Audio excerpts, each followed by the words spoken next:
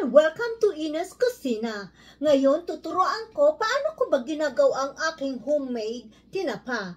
Unang-una, ang mga kailangan natin, 1 kilong isda, pwede ang mackerel fish, pwede ang bangus, pwede ang galunggong. Pero ngayon, gagawa tayo ng mackerel. Mackerel ang ginagawa ko kasi ito ang nakita ko sa Asian store. And then, bago natin gawin ang tinapa, of course, tatanggalan muna natin ng mga laman loob, lilinisin, hahalisin natin ang mga innards niya, okay? So, pagka nalinis niyo na, siguraduhin na napatiktik nyo o medyo dry out na siya, no? And then, ang gagawin nyo, kumuha kayo ng isang shallow na container kung saan ninyo lalagay yung isda kasi dapat ito ay i-marinate. Bago tayo mag-umpisa, ano bang unang dapat natin gawin? Ano mga kailangan? Asin para i-rub sa isda. Maglalagay ako dito ng 1/4 sugar, brown sugar, 1/2 lemon, 1 cup of soy sauce,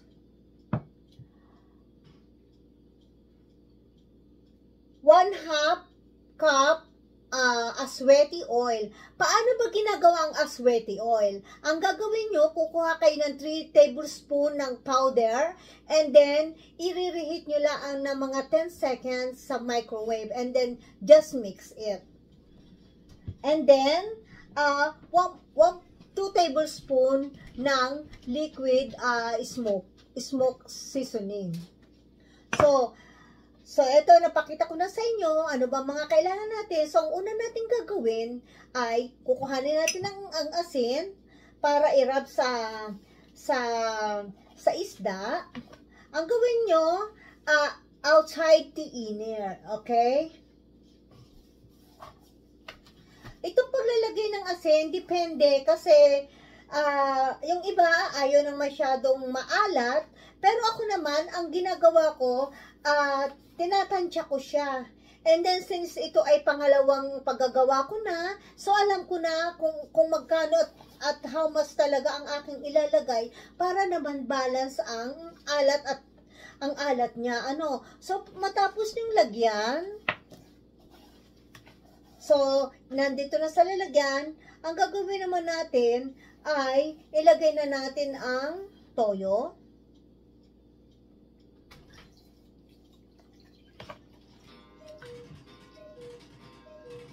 Ilagay na natin ang lemon, ang smoke, which is 2 tablespoon, ang asukal. So, ang ginagawa ko guys, tinutunaw ko lang siya. Ganyan lang, napakadali lang.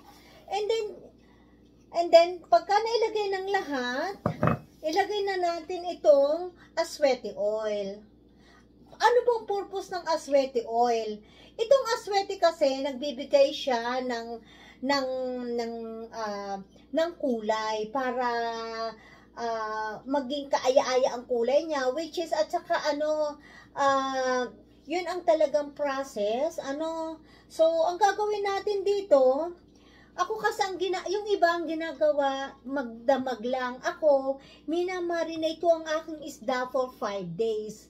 Pero kahit 5 days, dapat, every day, i-turn nyo, para mag-balance ang kanyang lasa. Siguro naman, napanood nyo yung aking pag-smoke ng tinapa. Kung sino man ang hindi nakapanood, just go back to my YouTube or Facebook page. Welcome to Ina's Kusina. So, kung mayroon kayong mga nakaligtaan, puntahan nyo lang ang aking page. Okay, so,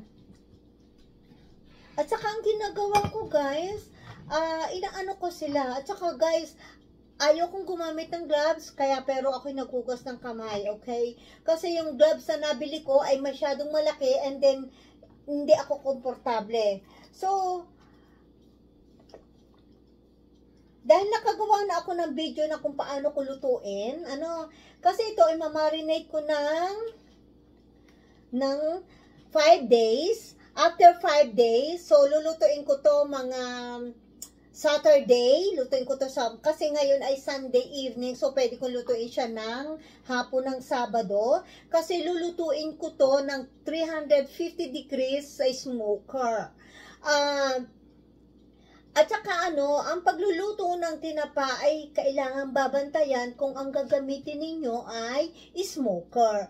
Kasi ang pag-i-smoke ng isda ay gagamitan mo siya ng, ako kasi ang ginagamit ko ay pecan nuts na branches of tree o kaya ay apple tree.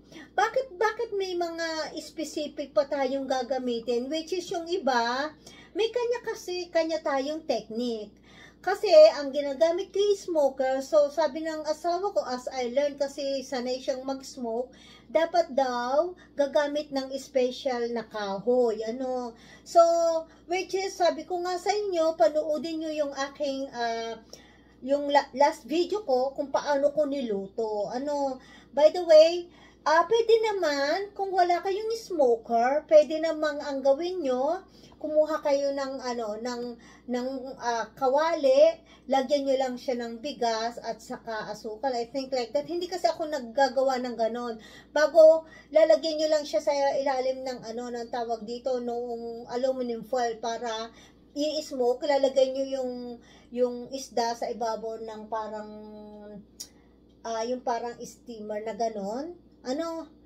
Pero yung kasi hindi ko pa natatry yun, pero nakakita ako na may ginawang ganon, ang gagawin muna kasi, ipabubol nyo pa or i-steam nyo pa ang isda sa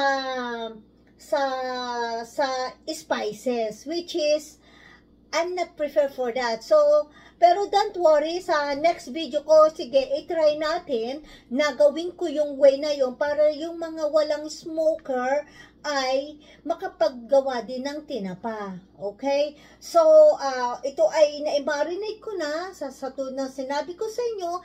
I will let this set for 5 days. And then, siguro, I will do another video, paano ko ba lulutuin to. So, kasi yung iba, ang gusto nila i-steam muna bago lulutuin ng smoker. Ako, mas gusto ko yung mas fresh siya, kasi yung unang ginawa ko na diretso sa smoker, after few days, iba ang lasa. Masarap siya, at talagang fresh na fresh and juicy. So, thank you so much. At palambing naman, hopefully na magustuhan yung mga videos ko. And then, kindly subscribe and follow me. Kasi, I'm trying my best to share another videos para naman kahit pa paano ma-share ko yung talent ko sa pagluluto, which is, ito ay mga recipe ko.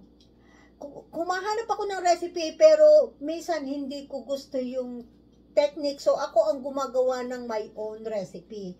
By the way, natikman na nila itong tinapa. This is my second time na ginawa ko through using smoker. And then, sa nga pala, bago ako makalimot, pwede rin pala sa sa oven. One time, I used oven. It turned good too. Pero ang gawin nyo, dagdagan nyo ang liquid smoker. Sadyang may solution na katulad ng ginamit ko, medyo damihan nyo para pagka niluto nyo sa oven 350 degrees, I cook that for I think around 45 to 1 hour. Pero sa totoo lang, mas prefer ko pa rin ang smoker kasi mas moist siya, and masasabi ko talagang iba ang lasa. So, by the way guys, sana may natutunan kayo sa aking video ngayon, at sana ipatuloy ang pagsubaybay nyo sa aking mga videos, at marami pa kayong matututunan. By the way guys, kung anong mga comment nyo, welcome po ang aking page para magkaroon ako ng kaalaman kung okay ba ang aking video. comment below para naman kahit pa paano ay ma-improve ko ang aking pagbi-video at saka yung pagbablog ko. Kasi ano lang ako, baguhan pa lang ako sa pagbablog, so hindi ko pa alam at hindi ko pa ako sanay sa pagharap sa camera. Thank you so much to all my followers. Shout out, yung talagang walang sawang isinishare ang mga videos ko.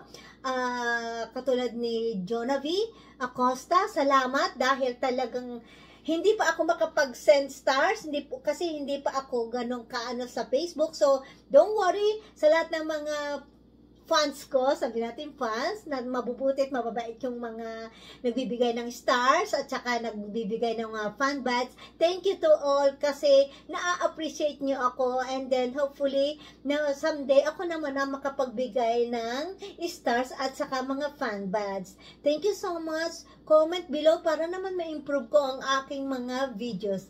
God bless you all and thank you. Bye!